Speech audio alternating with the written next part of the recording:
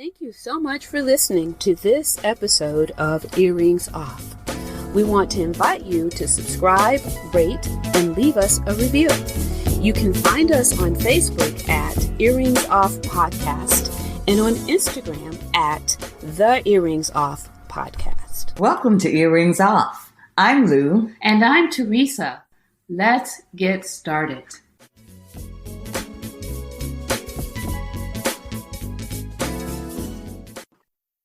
Well, hello. We have today with us Tom Basey of Basey Insurance, who is here to share his over 20 years of corporate experience. So we are excited and welcome Tom to Earrings Off. Thanks very much. It's great to be here with you both today. All right. So now I referenced that you have over 20 years in corporate America. That's a long time. What are your best takeaways? You know, because it is a lot of time, there's a lot there, but what I would offer is a couple of things. Number one, so I spent the time there. I worked with great people. I learned a lot of things. I learned a lot of tools and methodologies that continue to benefit me. So one, just simply project management and time management. I spent a lot of time doing that. So that's a takeaway. Simply just the use of a calendar, for example. I'm very good at putting a lot of stuff on electronic calendar, color coding it, and I live and die by that thing. I learned that's a habit I got out of corporate America. Mm-hmm. Project management, really just making plans and kind of tracking progress. I learned that. And then there's kind of another implicit thing there, that is that which gets measured gets improved. So whatever you want to get done, if you will watch that, measure it, maybe quantify it, then on a personal level, you'll do that. And if we're all standing around looking at it, we kind of know what we need to improve. So those are my three takeaways off the top of my head from corporate America. But Tom, if you were in corporate America for 20 years, certainly then what I hear in your response also is that you had to adapt and be open to the changes occurring around you a bit, you know? That yes. When you, even with something as simple as a calendar and how you manage your schedule, certainly that's changed through the years. And many times people are reluctant to embrace new technology, new ways of doing things. So that's also what I hear in your response. Agree. What I would offer to further that is, out of college, I was laid off twice. My first two jobs was kind of during times of recession. And so those are forced change on you. So I learned in corporate. These days, actually, people change jobs frequently. That's kind of the norm rather than but I had to learn how to navigate new corporate cultures, new corporate procedures. And so that was good for me. Now, I spent 15 years at one place in particular, and it was great for me. But then I shifted industries. I spent a lot of time in electronics, telecommunication. I shifted to medical device. So I spent 7 years in medical device. So it was a change of industry, and I enjoyed it. So to your point, I would venture to say it's evident. I kind of embrace change. You can opt to not to, right? But I mean, I don't know if you're doing yourself a disservice, perhaps, if you want to fight it, because change is inevitable, right? So it is definitely that. Yeah. So, how did you get into the insurance and financial industry? So that is a question I get frequently, and I have the response for you. It's not a great answer, but it is the case. It is kind of by accident. Okay. And let me clarify. So I worked as an engineer and a project manager, but candidly, number one, I was tired of the commute. So this great resignation, everything that COVID has forced people to learn to do, I was already wanting to I wanted to work from home. So it was one of those, I was looking for something. I wanted to lower stress, work from home, set my own schedule. And I did not know that insurance/financial solutions offer that necessarily. So I was looking. So actually, I took all the classwork here locally. There's a university. If you have a degree, you can take everything online to get certified to teach, except for student teaching. I was actually even signed up to do my student teaching, and insurance kind of fell in my lap. Now that's a slight exaggeration. That is, I was actually a customer first off. So I had purchased an insurance policy above and beyond what I had through my employer. But then I was approached about, hey, maybe you should get into this. And so it was by accident. I was gonna be a teacher instead. It was my second career, but my second career is insurance instead. Okay. Nice. So Tom, talk to us. What is Medicare? Great question. And admittedly, I didn't. I mean, I worked in corporate America, and this thing, for one thing, many people working in your jobs and you're getting your health insurance from your employer. I didn't really know. I wanted my wife handle that. It's not fun, right? It's not a fun topic. And every year it seems to change. No one likes it. I didn't like it either. What I've learned is that Medicare is the equivalent. It is the health insurance, but you get it from the government. And so it was designed back in the 60s. And what it is when you turn 65, the assumption is you're not working. So it is the health insurance and you can get it from the government. So the good news is it does exist.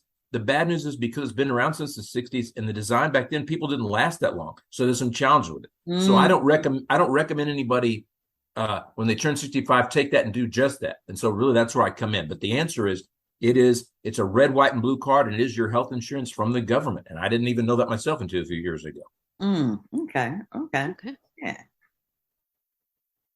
How does it work? I mean, do you pay into it? It's from the government.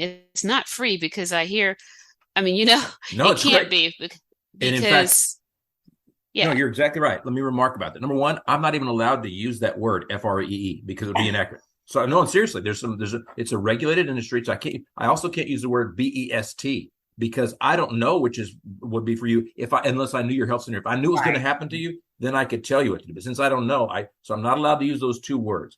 Okay. To your point, I personally, as I worked and most people work, they're taking that FICA tax out of your check. And I was like, what is that? That FICA tax, basically, it covers Social Security, which is a topic that is not in my bailiwick. And that's basically kind of like your long-term disability insurance. It's monies that you get kind of when you can't work anymore. And then it's your health insurance. So that's the good news is FICA tax does have a purpose. It annoyed you. But so once you've worked 40 quarters, then you've paid for Part A of Medicare, which is hospitalization approximately. It covers a little bit of other stuff like some hospice, but for easy discussion, most people, their Part A has probably already been paid for. They worked 40 quarters, 10 years. Part A, hospitalization is paid for. Part B is typically not paid for. For most people, not everybody. If you make big bucks, most people get the discounted rate. This year, it went up from 140 last year, 148 to 170, but it's $170 a month. So many people are paying $170 a month for Part B, which is not hospital. It is outpatient stuff. It's going to the doctor, having some tests. If you have outpatient surgery, stuff that's not in the hospital, you do that. So Part A and Part B, so those are pretty good to have. And so for typically $170, you have this red, white, and blue card, and it says Part A and Part B. And so great, you've got some health insurance. The challenge is, number one, that doesn't cover drugs. That's the thing. Drugs were an afterthought back then. They're so expensive. You need to have some kind of drug coverage, and they don't provide that.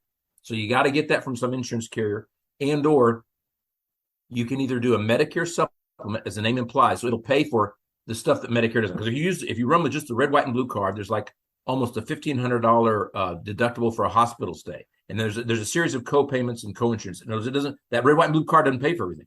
Well, you can get a Medicare supplement that will pay. You can kind of size it. You can get it to pay where it'll pay for almost all that stuff. So you can get that and then a drug plan. That's what people used to do, and you can still do that, and that's a great solution. The alternative is you can get an Advantage plan. Now, I'm not going to bog down your discussion here unless you guys ask more questions, but that's the thing. What my job is I help people understand Medicare and get it from the government.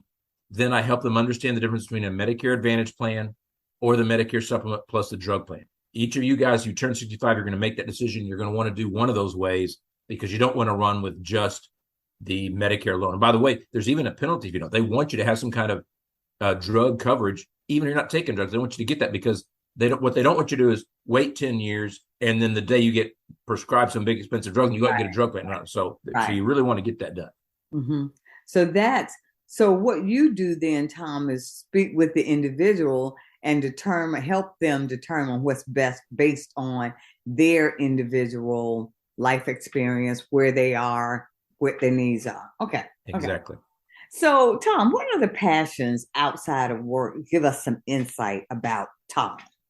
Well, the two obvious ones, one of them is travel. Now, we're coming out of COVID and I hope we're able to travel more. That shut things down, but I love to travel. Yeah. So I've been to many states in the U.S. I'm only lacking, say, 4 or 5. And I've traveled internationally, both to Europe and to Asia some. I've traveled extensively in Mexico. I've never been further south, but so I love to travel. I love to meet people and understand their culture. I like to see the way people dress, the way they talk, eat their food with them, right? So and look at the architecture and geography. So one of my passions is travel. Mm-hmm. The second one is soccer. So I still play some, not necessarily the way I do play. And I coach some, and I watch it. So I'm very passionate about it. It's very fun. And that's the thing, they mesh together well because actually I can meet someone from any country or I can go somewhere and I can talk that with them because typically they have some passion either about their own country or some nearby country. So the two work nicely. Yeah. Soccer is, that's a huge sport, particularly outside of the U.S. You are exactly right. That is definitely a conversation starter. So, yeah. Right. Yeah. So do you offer other solutions besides the Medicare option? I do. For one thing, when I meet someone, if we met right now, we're at a cocktail party, often I'll just say a Medicare person because then it becomes so clear. Number one, you might even like me because you're like, oh, good, because my mom or my granddad, you might want to talk to me. So I'm a resource, and you don't feel threatened because you're not Medicare age yet. So often I will say I'm a Medicare person and I help. And I do help, by the way. Sometimes if grandma doesn't know she has, also the kids. And so I call myself a Medicare detective. So that's my main thing. And it's what I lead with. But yes, I offer other solutions. And so since you said that, so I don't do everything. So I don't bundle your car and auto. So I don't do any property and casualty stuff. But for example, another thing I do is long-term care. And that's not on a lot of people's radar. And I have a long-term care policy. And it's kind of like a natural precursor to Medicare. So number one, Medicare approximately, my clients are 65 years old. There are a few exceptions. If someone gets permanently disabled, often 24 months afterwards, and they can get on Medicare. But my point is, there's a big piece of the market that I don't have a solution I can't offer if I only did Medicare. So an example of something that I offer for someone who's under 65 is a long-term care solution. And the younger you get that, the cheaper it is. That makes sense. Yeah. So, Tom, what has been the impact of COVID on your business? It's very cliche, but it is the case. I had to be more virtual. And so I'm based, and my initial license is in Texas, but now I'm licensed in over 9, I don't know if I'm double digit yet, different states. Wow. And so my point is I had to become virtual, but in becoming virtual, it allowed something, right? There are pros and cons to everything. So if you get a license in your home state, you can then get a non-resident license in another state kind of apply. And there's a little fee. So I didn't do it all 50. It didn't make sense. It'd be expensive. I did all, but over time. So I have clients in other states as well. I got clients in California, clients in Oklahoma. So the impact was it forced me to be more virtual. And really, frankly, it forced the markets. So everybody's more receptive. It used to be like one of your phrasings was even the insurance guy used to go to somebody's house and sit around the coffee table. And I'm still willing to do that some, but that was challenging for a while, right? So people had to learn to do it via Zoom. So the biggest thing was that, in fact, and I guess the other thing is actually even filling out at the end of the day, what I do is I help people fill out an application because even if you're going to get a Medicare Advantage plan, you have to apply. And so at the end of the day, I'm capturing people's names and address, potentially capturing their bank information if there's going to be a premium. Sometimes there's not, but if they have to pay some above and beyond, then I'm capturing that. And so my point is I do that electronically. And candidly, I personally like that much better for a variety of reasons. We could do it the paper way, but number one, what if it gets damaged? What if I'm walking out the door and the dog bites, or get it in the mail? And what happens if I'm relying? So it's slower, and I'm relying on the mail electronically. I get it done right there. Sometimes the carriers even make it smart policy, like it'll kind of check, make you enter an email address twice, right, to make sure. So it actually reduces the errors, makes the quality higher. So I'm a big proponent, and it's faster.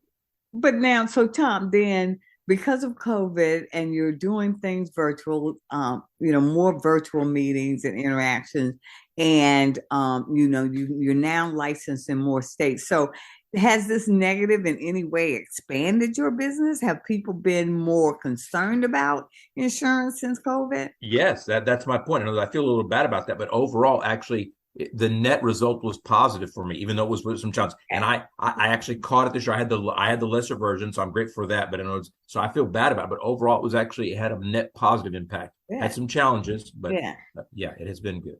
Yeah. Okay. So you've mentioned a few tools. You've gone virtual, so I'm sure you're using some sort of thing like Zoom or something. You talked about how you've maximized your calendar use, color coding and things like that. So what other tools as an entrepreneur are invaluable to you?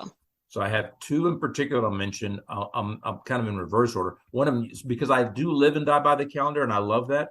So there are tools that play with your calendar. And so I can send out this link and somebody can get on. And so what's useful, so I also talked about when I wanted to make the change, like I don't want to work on weekends approximately. And as a general rule, I don't want to work on the evenings as well. So I can use that tool and I can say, sure, make me available only Monday through Friday, 8 to 5.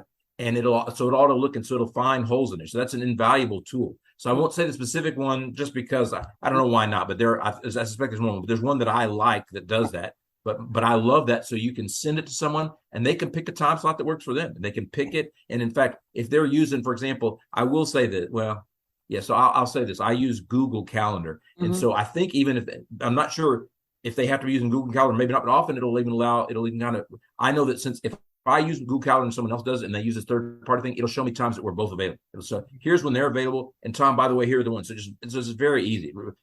It makes it so easy instead of us going back and forth by text or phone. Hey, can you do Tuesday at 6? Can you do it? So it just works out. And whenever they want, I don't even have to be available to solve that problem. Whenever they want, they can get on there and they can pick the time. So that's number one. And then number two, perhaps the biggest one, I will use the acronym CRM, Customer Relationship Management. Now you can do that. That used to be maybe the Rolodex or it's your little black book or whatever. But my point is, this tool, you can keep that electronically ever you want. You can write it on a little notepad electronically. But a true CRM to me, what I like about it is, for example, it's like a smart list. So I have what I call working on these people here. So I keep the track of all my clients. Once I've enrolled someone, I keep track of what policy did they get. Is this person with United Healthcare? Do they have an advancement? Does this person have a Humana? How would I know? So I keep track of that, and I can even sort. So what if I need to provide information to one of my clients from one carrier? Then I can sort that easily. I've captured it. So information on my clients there. Before they're my clients, I'm still working on here. I can keep track of notes. This guy said his grandmother is turning 65 in August. Then I can actually mark that thing and say, I'll move it kind of off my working list, but it'll have a reminder and it'll pop up when August gets around. So it's very, so literally as the name implies, so it helps me with my relationship of both potential customers and customers because it's pretty full feature. And there's a variety of tools that do that. I kind of use the industry standard of the biggest one simply because I like its feature, not familiar. But there are different solutions you can get. So the two that I like are calendar sharing tools and CRM, customer relationship management tools. Okay. Nice. Wow. Okay.